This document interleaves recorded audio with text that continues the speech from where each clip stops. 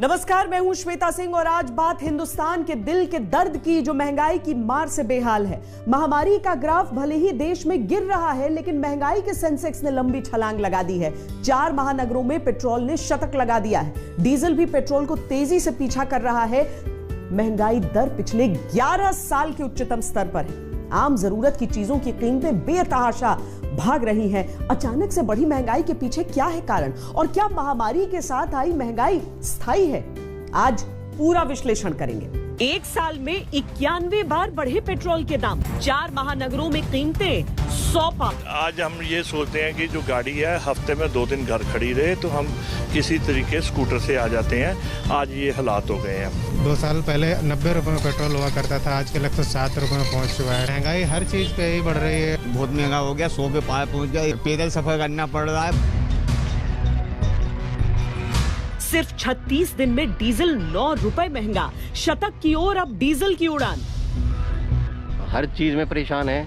कहीं भी आना जाना पहले अपनी गाड़ी यूज कर लेते थे, फिलहाल जो है पब्लिक ट्रांसपोर्ट से चलना पड़ता है। अपनी गाड़ी हफ्ते 10 दिन में एक बार यूज कर पा रहे हैं। डीजल महंगा होगा तो वाकई में सब्जी भी महंगी होगी, वो तो महंगी होनी है। रसोई गैस के दामों में भी लगी आग। 6 महीने में बढ़े 115 रुपए दाम। गैस का दाम देख लीजिए, बेतहाशा बढ़ता चला जा रहा है। घर का बजट बिगड़ गया है हम लोग का। सिलेंडर है, पहले 400 था, अब 800 हो गया है। महंगाई तो इतनी बढ़ गई है कि हमारी समस्या बहुत ज्यादा हो गई है। खाद्य तेलों के दामों में रिकॉर्ड उछाल, 50% से ज्यादा की वृद्धि। पहले तेल 100 रुपए का होता था, अब 160 रुपए का मैंने लिया है। और मैंने दालें भी पता करी हैं, उसका रेट इतना बढ़ गया, आसमान को छू रहा है इस वक्त। पहले जो हम सामान अपने घर का महीने 1.5 महीने का भरते थे राशन, आज वो हफ्ते या 5 दिन के ऊपर आ गया है। क्योंकि तेलों की जो आपके रेट हैं, जो चीज़ें हैं वो आपकी 200-200 रुपये छू रही हैं। सरसों के तेल की, सिलेंडर के भाव भी बढ़ रहे हैं, पेट्रोल के भाव भी बढ़ रहे हैं, उसके साथ सब्जियों के और तेल के भाव भी बढ़ रहे हैं। आजकल बहुत आम जनता के लिए बहुत मुश्किल हो गया सर्वाइव करना। दूध के दामों ने भी रचा नया कीर्तिमान। आसमान पर सब्जियों का सेंसेक्स। बहुत फर्क पड़ा। मैं 2 लीटर लेता था, अब 1 लीटर में पानी मिला दूंगा, 2 लीटर 1 लीटर और मिला के बच्चों को पिलाऊंगा, खुद पीऊंगा। दूध में एकदम से 2 रुपए बढ़ गए हैं। लोग जो 5-5 किलो ले रहे थे वो आज 2-2 किलो पे आ गए हैं। जो 2 थैली ले रहे थे वो 1 थैली। एक तो महामारी, ऊपर से महंगाई की मार। जनता कर रही है त्राहिमाम।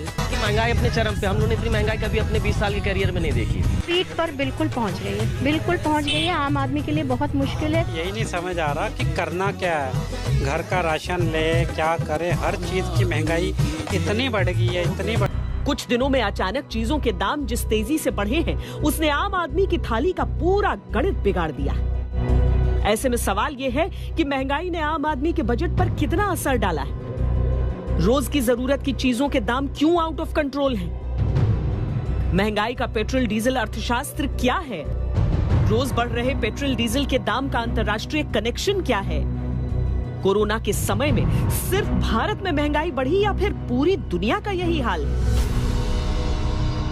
महंगाई ने सबसे ज्यादा परेशान किया है मिडिल क्लास को। किचन का पूरा बजट गड़बड़ हो जाता है। एक रिसर्च के अनुसार हर महीने एक व्यक्ति दूध, सब्जी, खाद्य तेल पर पिछले साल अप्रैल तक जहां 5,000 रुपए खर्च करता था, वहीं उसे अब इतनी ही चीजों के लिए 5,600 रुपए खर्च करने पड़ रहे हैं। यानी उस पर 600 रुपए का अतिरिक्त भार पड़ रहा है। इस अतिरिक्त भार ने थाली का अर्थशास्त्र बिगाड़ दिया है। महंगाई की मार से थाली का जायका बिगड़ गया है। भरपेट भोजन के लिए या तो ज्यादा जेब ढीली करनी पड़ रही है या फिर खाने में कटौती करनी पड़ रही है। चाय में चीनी कम है तो दाल में पानी ज्यादा। सलाद से टमाटर गायब है तो सब्जी से तेल नदारद। रोज बढ़ती महंगाई ने खाने का स्वाद बिगाड़ दिया है। कोरोना और लॉकडाउन की वजह से जहां कारोबार चौपट है, वहीं बेरोजगारी दर भी बेतहाशा बढ़ रही है। ऐसे में कमाई जहां घटी है, वहीं महंगाई की मार से आम इंसान बेहाल। गरीब आदमी अपना दिन पहले दूध और चाय से स्टार्ट करता है। दूध के तो प्राइस 5 रुपए 10 रुपए कम होने चाहिए कि हर बंदा अफोर्ड कर सके। 20 पैसा कभी 40 पैसा रोज बढ़ रहा है। करीबन 1 महीने में 8 से 10 रुपए तक पेट्रोल बढ़ गया है। अभी ये दाम कहाँ जाके रुकेगा पता नहीं चलता। जो 2 किलो लेता था वो आधा किलो सामान ले रहा है। टमाटर भी पहले आदमी 1-1, 2-2, 5-5 किलो लेता था, पाव आधा किलो तो कम चला रहा है। भिंडी गिल की हर चीज़ों का मतलब फर्क पड़ा पेट्रोल पे। बजट काफ़ी हिला हुआ है, तो जैसे डेली रूटीन का हमारा चलता है उसका तो वो नहीं चल पा रहा है हमारा उस तरह से। सेविंग से निकाल के राशन पे लग रहा है। दालें हो जाए, सब्जियां हो जाए, दूध में सीधा 5 रुपए बढ़ गए, दालों में 5-5 रुपए बढ़ गए, तो वो बहुत मुश्किल हो रहा है बजट को बैलेंस करना। हर चीज़ की महंगाई बढ़ गई है, गैस की महंगाई बढ़ गई, पेट्रोल की महंगाई बढ़ गई, सब्जी की महंगाई बढ़ गई, यहाँ तक कि तेल की जो कि हर चीज़ में यूज होती है, बहुत परेशानी हो रही है। आम भाषा में कहें तो महंगाई 2 तरह की होती है। पहला रिटेल यानी खुदरा, दूसरा होलसेल यानी थोक। खुदरा महंगाई दर आम ग्राहकों की तरफ से दी जाने वाली कीमतों पर आधारित होती है। इसको कंज्यूमर प्राइस इंडेक्स भी कहते हैं। वहीं होलसेल प्राइस इंडेक्स यानी थोक महंगाई दर का अर्थ उन कीमतों से होता है जो थोक बाजार में एक कारोबारी दूसरे कारोबारी से वसूलता है। जहां तक थोक महंगाई का सवाल है तो इसने पिछले 11 साल का रिकॉर्ड तोड़ दिया है, जिसका सीधा मतलब है महंगाई से आम आदमी की कमर टूट गई है। कच्चे तेलों के दाम बढ़े हैं और जिस तरह से पेट्रोल डीजल के दाम बढ़े हैं उसने मैन्युफैक्चर्ड गुड्स के रेट भी बढ़ा दिए हैं। जो फैक्ट्रियों से माल उत्पाद निकलते हैं उनकी भी महंगाई बढ़ गई है। तो जब फैक्ट्रियों में उत्पाद के दाम बढ़ेंगे तो थोक मंडी में जब वो जाएंगे तो उसके दाम बढ़ने ही बढ़ने हैं। दूसरा सप्लाई चेन का इशू है। ड्यू टू कोरोना आप देखेंगे बहुत सारे सप्लाई चेन कंसंट्रेट थे, तो जब भी सप्लाई चेन कंसंट्रेट पे आता है तो थोक महंगाई से लेकर रिटेल महंगाई तक बढ़ती है। तो वो सप्लाई चेन कंस्टेंट की जो समस्या ड्यू टू कोरोना पैंडेमिक आई है वो भी एक थोक महंगाई बढ़ने का कारण है। रॉ मटेरियल भी महंगे हो रहे हैं, आपके कच्चे तेल के दाम बढ़ रहे हैं, पेट्रोल डीजल के दाम बढ़ रहे हैं। ये सब कारण मिलके जो वस्तुएं फैक्ट्री से बाहर निकलती हैं उनकी प्राइसिंग बढ़ गई है। इस कारण से आपकी थोक महंगाई बढ़ रही है। वाणिज्य मंत्रालय के अनुसार मई महीने में थोक मूल्य आधारित महंगाई 12.94% के साथ अब तक की रिकॉर्ड ऊंचाई पर पहुंच गई। इसके पहले अप्रैल महीने में थोक महंगाई 10.49% पर थी। मार्च 2021 की तुलना में इसमें करीब 7.39% की बढ़त हुई है। होलसेल प्राइस इन्फ्लेशन का असर अल्टीमेटली कहीं ना कहीं रिटेल इन्फ्लेशन जो कॉमन मैन को इंपैक्ट करती है उस पर आता है। अब देखिए, मे की बात देखिए, 12.94% WPI यानी थोक इन्फ्लेशन था, तो रिटेल इन्फ्लेशन भी एक बहुत हाई लेवल यानी 6.3% पे आया, जो कि RBI के कंफर्ट लेवल से कहीं ज्यादा है। पोस्ट कोरोना इफेक्ट्स के कारण अनएम्प्लॉयमेंट ज्यादा है। दूसरी तरफ इन्फ्लेशन चाहे रिटेल हो चाहे WPI हो ज्यादा है। तो हालात क्या है? आम आदमी के लिए कमाई कम, खर्चा ज्यादा। पिछले कुछ दिनों में स्टील, कॉपर से लेकर दूध और पेट्रोल डीजल तक हर चीज की कीमत बढ़ने से महंगाई आसमान पर पहुंचती जा रही है। लेकिन सबसे ज्यादा आग लगी है खाद्य तेलों की कीमतों में। मई 2020 और जून 2021 के आंकड़ों को देखें तो पिछले साल 118 रुपए तक बिकने वाला सरसों का तेल 200 रुपए, वनस्पति घी 90 से बढ़कर 135, रिफाइंड तेल 90 से 150, 100 रुपए वाला सोयाबीन ऑयल 153 और 86 रुपए में मिलने वाला पाम ऑयल 133 रुपए में मिल रहा है। सरसों तेल देख लो आसमान छू रहा है। जो लोग टीन लेने आते थे वो आज 1 किलो बोतल की तेल ले जा रहे हैं। रेट बढ़ने से एक आम आदमी को बहुत नुकसान है। त्राहिमाम मचा हुआ है जो है ना। सामान सब का दाम देख लीजिए आप, तेल का दाम देख लीजिए, डालडा का दाम देख लीजिए, रिफाइन का दाम देख लीजिए, सब्जी में तो आग लगा हुआ है। तो चारों तरफ तो यही स्थिति, क्या क्या चीज़ गिनाया जाए आपको? परेशानी तो बहुत हो रही है। एक सरसों का तेल एक आसमान छू ली, दोहरा शतक मारने पर आगे 200 रुपये। एक साल में खाद्य तेलों के दाम 50% बढ़े। ऐसा इसीलिए है क्योंकि पेट्रोल डीजल की तरह ही भारत खाना पकाने का तेल विदेश से आयात करता है। कच्चे तेल और सोने के बाद वनस्पति तेल भारत की तीसरी सबसे बड़ी आयात वस्तु है। भारत में वनस्पति तेल का आयात केवल 2 दशक में 40 लाख से बढ़कर 1.5 करोड़ टन हो गया है। भारत सोयाबीन तेल अमेरिका और ब्राजील से मंगाता है, जहां सूखे की वजह से उत्पादन कम हुआ है। इसी तरह पाम ऑयल इंडोनेशिया और मलेशिया से भारत आता है, जहां कोरोना की वजह से उत्पादन पर असर पड़ा है। पिछले साल खाद्य तेल बढ़ा था तो इंटरनेशनल मार्केट में पाम ऑयल का डिमांड बड़ी तेजी से बढ़ा था और पाम ऑयल का रेट बढ़ा था। और खाद्य तेलों में आप देखेंगे कि palm oil as a base oil बहुत सारे खाद्य तेलों में यूज होता है। तो जब पाम ऑयल का रेट इंटरनेशनल मार्केट में बढ़ता है तो खाद्य तेलों के मांग बढ़ते हैं और हम सबसे ज्यादा पाम ऑयल इंपोर्ट करते थे, जिसके कारण से हमारा जो मैन्युफैक्चरिंग कॉस्ट ऑफ खाद्य तेल है वो बढ़ गया। दूसरा, इस समय आप देखेंगे मस्टर्ड ऑयल के भी दाम बढ़े हैं। पहले मस्टर्ड ऑयल में कुछ परमिजिबल लिमिट तक जो है मिक्स ऑयल करने का प्रोविजन था, जिसको सरकार ने बंद कर दिया। अब जो मस्टर्ड ऑयल बनेंगे प्योर मस्टर्ड से बनेंगे। इसके कारण से कॉस्ट ऑफ प्रोडक्शन भी मस्टर्ड ऑयल का बढ़ गया है। ये कारण है जो है खाद्य तेलों की महंगाई बढ़ने का। कारोबारियों के अनुसार सरसों के तेल का भाव 3 वजह से भाग रहा है। पहला, भारतीय खाद्य संरक्षा एवं मानक प्राधिकरण यानी FSSAI ने सरसों तेल में कोई भी दूसरा तेल मिलाने पर रोक लगा दी है। दूसरा, सरसों पहले से ही मंडियों में महंगी मिल रही है। तीसरा, अब खाद्य तेलों का भाव इंटरनेशनल मार्केट में तय हो रहा है। हालांकि सरकार चाहती है कि देश साल 2025 से 30 तक खाद्य तेल में आत्मनिर्भर बने। भारत अपना कुल खपत का लगभग 30% उत्पादन करता है, जिसे 2030 तक 3 गुना करने की योजना है। महामारी के दौर में महंगाई बढ़ने के पीछे वजह क्या है? क्यों हर जरूरत की चीज के दाम आउट ऑफ कंट्रोल होते जा रहे हैं? क्या इसके पीछे कोरोना की दूसरी लहर जिम्मेदार है? क्या महंगाई की ये मार स्थायी है या फिर जल्द इससे राहत मिल सकती है? अर्थशास्त्र का एक सामान्य सिद्धांत है, बाजार में जितनी मांग हो अगर उतनी सप्लाई नहीं हो तो कीमतें बढ़ती हैं। लेकिन कोरोना के समय में जिस तरह से लॉकडाउन का दौर हर राज्य में रहा है, उसने मांग पर ब्रेक लगाया है। ऐसे में सवाल उठता है कि जब बाजार में मांग ही नहीं तो कीमतें क्यों बेलगाम होती जा रही हैं? इकोनॉमिक्स में 2 प्रकार का शॉक हो सकता है इन्फ्लेशन के लिए। एक तो है डिमांड साइड पे, दूसरा है सप्लाई साइड पे। अगर हम आज देखेंगे कि most of the prices are being driven by the supply side. जैसे अगर हम steel, aluminium, copper, edible oil देखेंगे, that is being driven more by the international prices, क्योंकि ये सप्लाई साइड से प्राइसेस बढ़ रहे हैं। तो इंडिया में ज्यादा डिमांड नहीं है, लेकिन बाहर से जो देख रहे हैं कि prices are going up, we automatically pay higher prices. Supply side से जो भी शॉक्स आ रहे हैं, that is getting invite into our prices. साल 2020-21 में देश में खाद्यान्न का रिकॉर्ड उत्पादन हुआ है। 2.66% की वृद्धि के साथ ये रिकॉर्ड 30.5 करोड़ टन की ऊंचाई पर पहुंच गया है।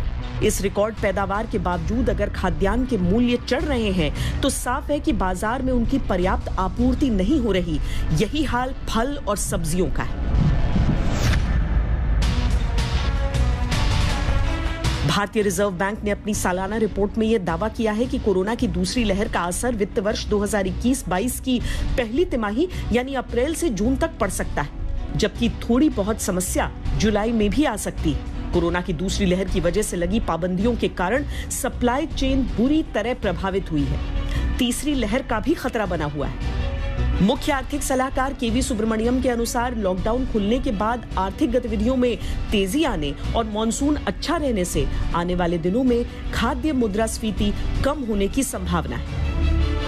जैसे ही हमारा इंटरनेशनल मार्केट में प्राइस है और गवर्नमेंट की पॉलिसी पेट्रोल डीजल को लेकर आएगी और उसके बाद हमारा कोरोना पैंडेमिक में कंट्रोल हो जाएगा और रिटेल काउंटर जैसे ही हमारे खुल जाएंगे तो पूरी तरह से इकोनॉमी का जब एक साइकिल रन हो जाएगा। अभी क्या इकोनॉमी का साइकिल रन कंप्लीट नहीं है, आधा अधूरा, हर जगह ब्लॉकेज है।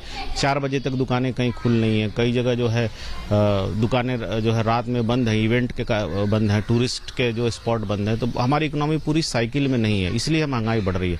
जिस समय साइकिल कंप्लीट हो जाएगा, कोरोना पैंडेमिक समाप्त हो जाएगा, उसकी शंका आशंका समाप्त हो जाएगी, फैक्ट्रियों के जो प्रोडक्शन है वो इन्वेंट्री में ब्लॉक नहीं होंगे और रिटेल काउंटर से बिकना चालू हो जाएंगे, तो महंगाई अपने आप जो है धीरे धीरे कम हो जाएगी। ये जो है अस्थायी फेज है, तो जैसे ये फेज खत्म होगा अपने आप हो जाएगा।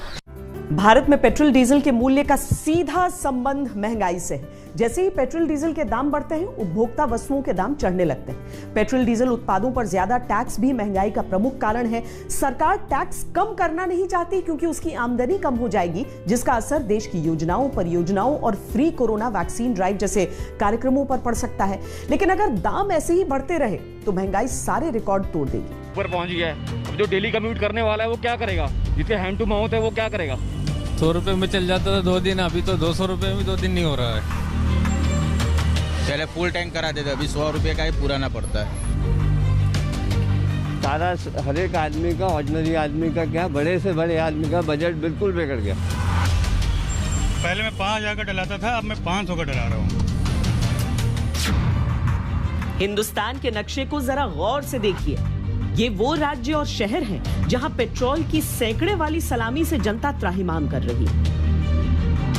20,000 सैलरी होती बंदे की, और उस 50-100 का डेली पेट्रोल उसका चला जाता है, तो क्या बचेगा, क्या करेगा वो बंदा आज का। चला रहे हैं गाड़ी, अब क्या है, जहाँ जब बहुत ज़्यादा ज़रूरत होती तभी निकालते हैं। अच्छा, डीजल के पैसे नहीं आ पा रहे, डीजल का भार इतना बढ़ गया कि गाड़ियाँ चलाना मुश्किल हो रहा है, डीजल 100 के पार हो गया। सैलरीड है, उनकी सैलरी तो इंक्रीज नहीं हुई ना। अब जिसको मंथली मान लीजिए 3000 का पेट्रोल लगता है सेम सैलरी पे, अब उसको 4000-5000 का लग रहा है, तो लॉस तो उसी को है, बच क्या रहा उसको। आम आदमी परेशान है, पब्लिक परेशान है, गरीब आदमी परेशान है, जो संपन्न है, बड़ा आदमी है, उसके लिए कोई दिक्कत नहीं है, लेकिन आम आदमी के लिए ये मतलब बहुत दिक्कत की बात है। बहुत ही बजट है। आप तो यही कह रहे हो कि पैदल या साइकिल की नौबत आ रही है। पूरब में गैंगटॉक से लेकर पश्चिम में मुंबई तक, उत्तर में लेह से लेकर दक्षिण में तिरुवनंतपुरम तक लगभग 16 राज्यों के प्रमुख शहरों में पेट्रोल 100 रुपए प्रति लीटर से भी ज्यादा कीमत पर चल रहा है।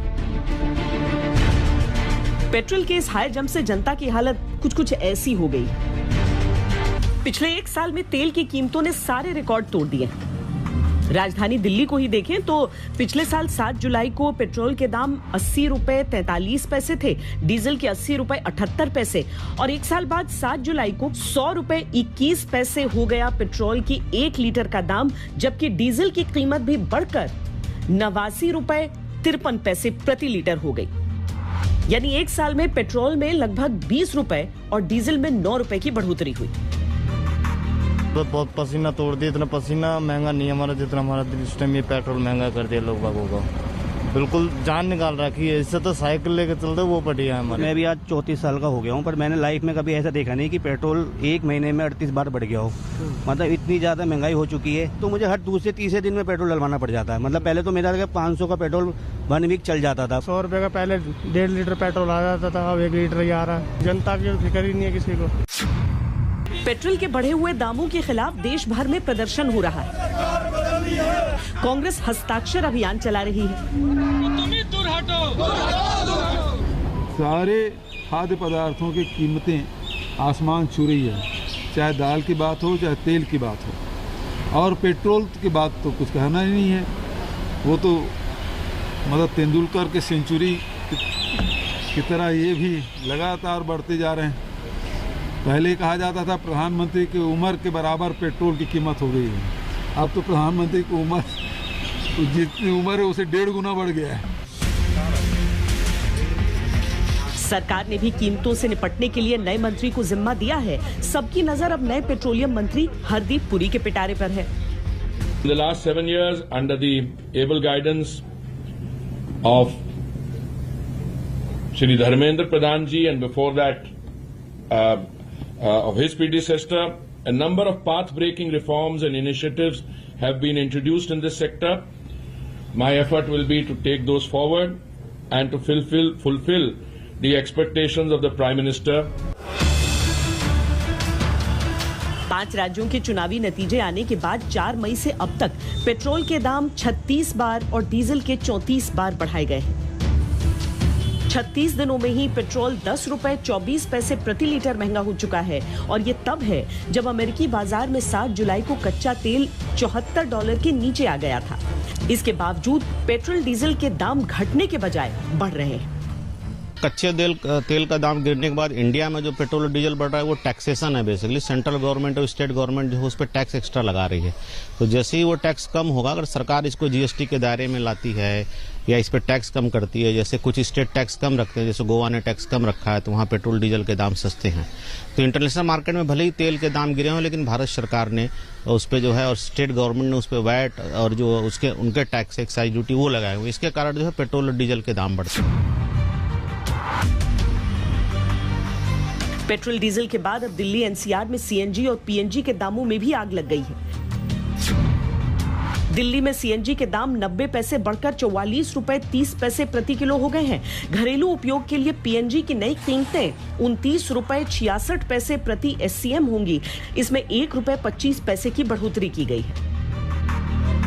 वहीं एलपीजी की कीमत भी रिकॉर्ड रफ्तार से बढ़ रही है। राजधानी दिल्ली में साल की शुरुआत में जहां 1 जनवरी 2021 को एलपीजी की कीमत प्रति सिलेंडर 694 रुपए थी, वहीं 1 जुलाई 2021 को ये 834 रुपए तक पहुंच गई है। पिछले 6 महीने में रसोई गैस के सिलेंडर पर 140 रुपए बढ़ गए हैं। और अगर 7 साल का हिसाब निकालें तो गैस के दाम दोगुने हो गए।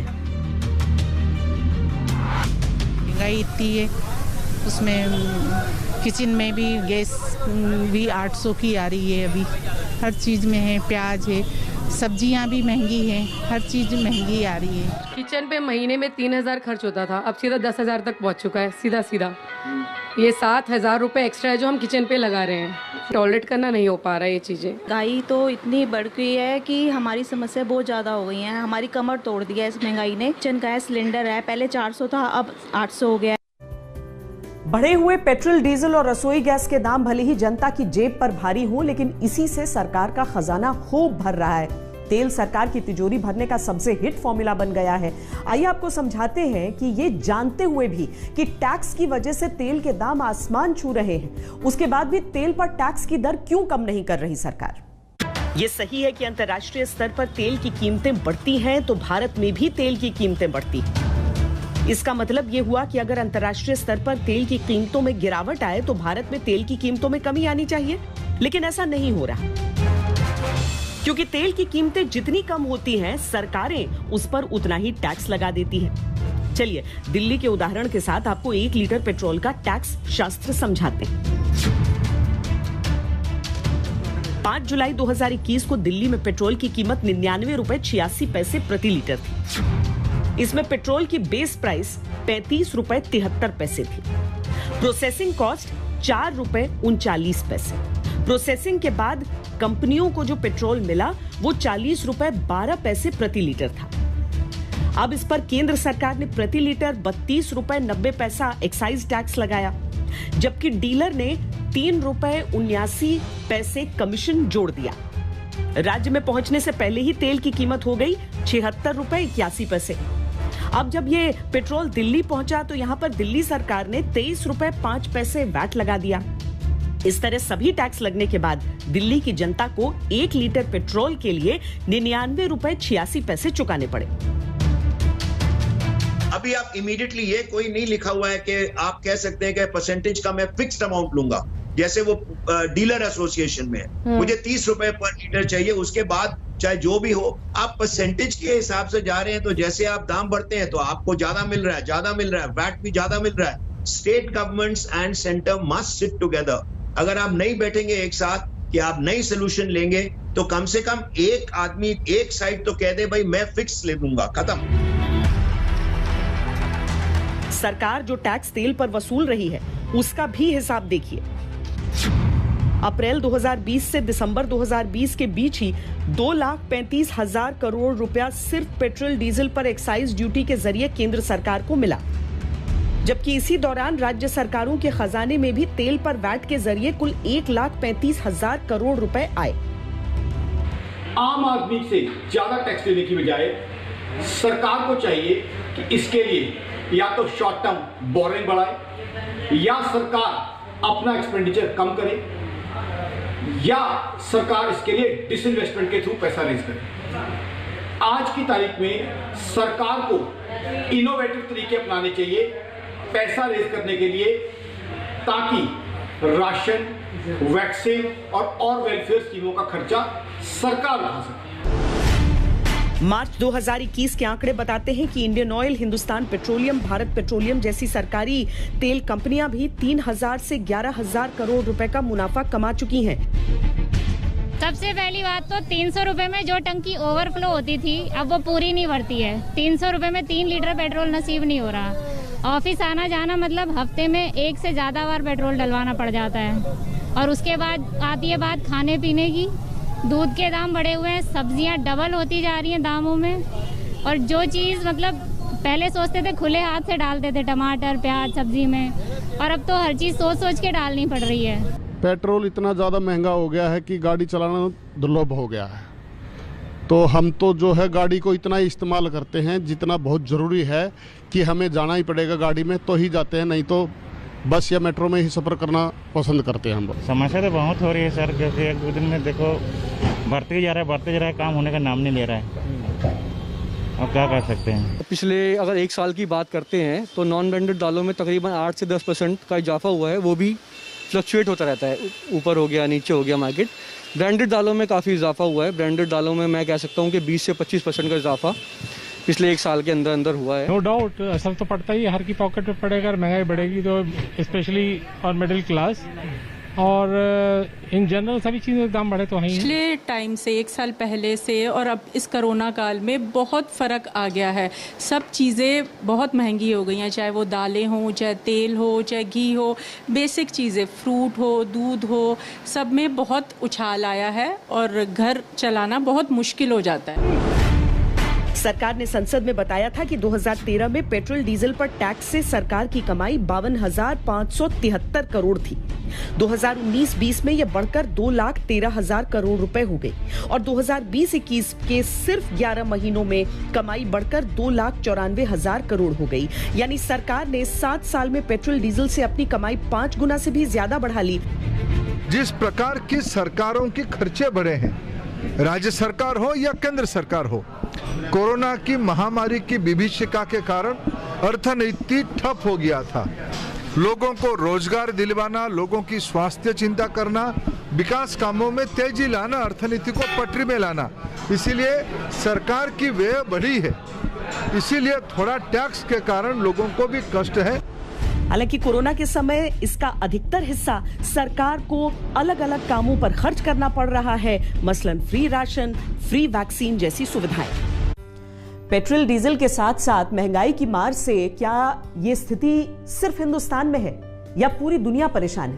दुनिया की सबसे बड़ी 5 अर्थव्यवस्थाओं वाले देश में क्या है महंगाई का हाल? कोरोना ने पूरी दुनिया की अर्थव्यवस्था को चोट पहुंचाई है। चीन को छोड़कर दुनिया के बड़े से बड़े देश की जीडीपी में भारी गिरावट देखी गई है।